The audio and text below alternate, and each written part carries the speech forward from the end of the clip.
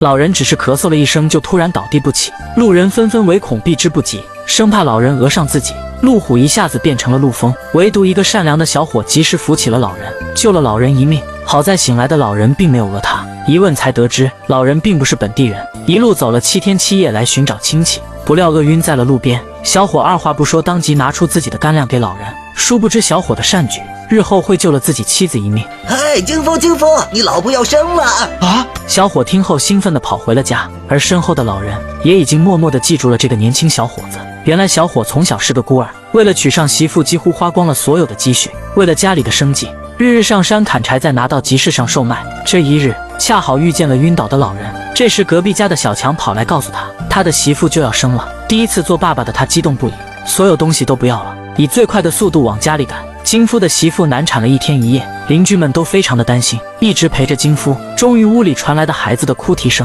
半个时辰后，接生婆抱着一个男孩出来，邻居们都纷纷为他高兴不已。乖，别哭，我带你看你娘去。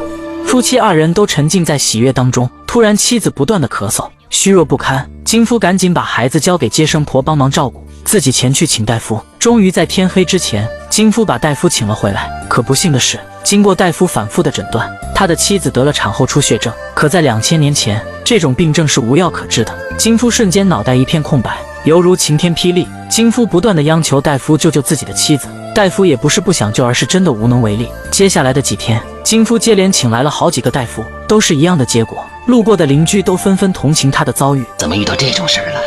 从这天起，他的妻子不顾虚弱的身体，日日为孩子赶制衣服。金夫不想妻子这么劳累，即使是为了孩子，也要顾及自己的身体。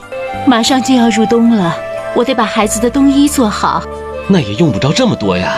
这是孩子1岁穿的，这是2岁的，这是……说着说着，妻子忍不住潸然泪下，想到自己能陪孩子的时间已经不多，甚至在倒计时，妻子更是痛心疾首。有人在家吗？门口传来了声音。金夫可能是伤心过度，已经忘记了自己救过的老人。原来金夫太着急回家，把水壶落在了老人那里。老人记得金夫的名字，一路询问找到了金夫的家。这时老人发现金夫愁眉不展，一问才得知金夫的遭遇。老人一副胸有成竹的样子，说自己有办法治好秦娘的疾病。原来老人是峨眉山上的老中医，山上管种各种各样的百草，专治疑难杂症，解救人间疾病。金夫心中燃起一丝希望，可他还是不敢相信这是真的。连续看了那么多大夫都没有办法，如果真的可以治好妻子，让自己做什么都愿意。老人说能治好他妻子的七草，长在峨眉山上，路途遥远，来回至少要3年半。金夫一听，他妻子的病恐怕熬不到那个时候了。放心，你娘子是产后出血较多，导致气血虚弱，不是急症。老人的话给金夫吃了一颗定心丸，金夫立马收拾行李，告别了妻子，准备和老人到峨眉山寻找奇药。临行前，妻子依依不舍地千叮咛万嘱咐，务必得要当归，自己和孩子在家里盼着丈夫回家。说罢，金夫踏上了寻药的旅途，一路翻山越岭，哪怕是山路18弯，金夫都没有退缩的念头。只有坚强的人才不会被困难打败。此时留下时来运转，祝福未来的自己好运不断，遇贵人相助吧。当老人已经快走不动时，金夫还把老人给背了起来，一刻都不敢懈怠。先休息一下，没事，秦娘还等着我给她带药回家呢。就这样，他们经过了2个半月的时间，终于抵达了传闻中的峨眉山。这里四季如春，遍地都布满了老人家种的百药。老人立刻带着金夫来到一座高山面前，金夫需要的奇草就在这座山上。可这座山异常的陡峭，曾经有许多人也想得到这株奇草，从来没有人成功过。老人话音未落，金夫就迫不及待地爬了上去。金夫坚定的眼神告诉自己，他一定会成功的。突然爬到半山腰时，金夫脚底踩空，差点摔了下去。好在他及时抓住了岩石，这才避免粉身碎骨的结局。即使如此，金夫也毫不惧怕，继续向上爬。历经了千辛万苦，金夫终于登上了2000多米的山顶，采到了这株神奇的草药。可这还只是一个开始，一株草药并不能让他的妻子恢复，必须把这株已经开花的草姜子采下来种植培育，种更多的草药出来。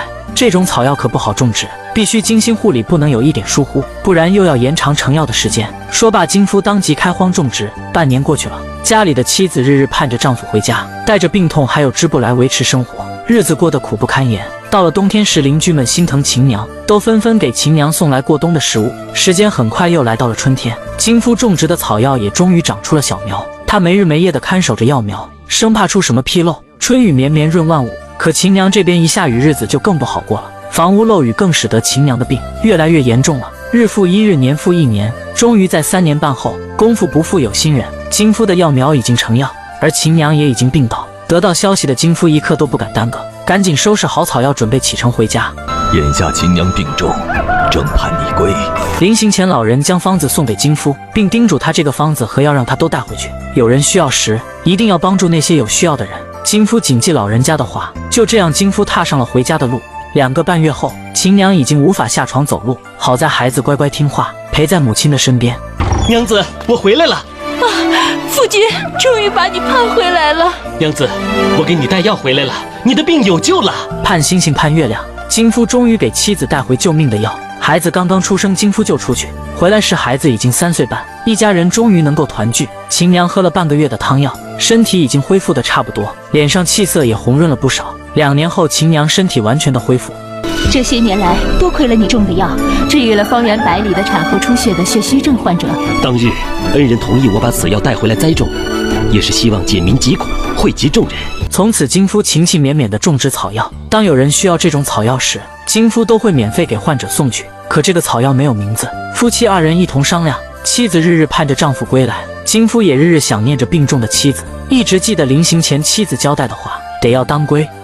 不如就给此药取名为当归吧。虽然这也只是一个传说，但早在2000多年前，《神农本草经》中就有当归主可逆上气、温疟、寒热、妇人漏下绝子的记载。明代李时珍在《本草纲目》中记载，当归调血为女人要药，有思夫之意，故有当归之名。当归多生长于高寒多雨山区，后来当归因为独特的药用价值，沿用至今，成为妇科3大圣药之首。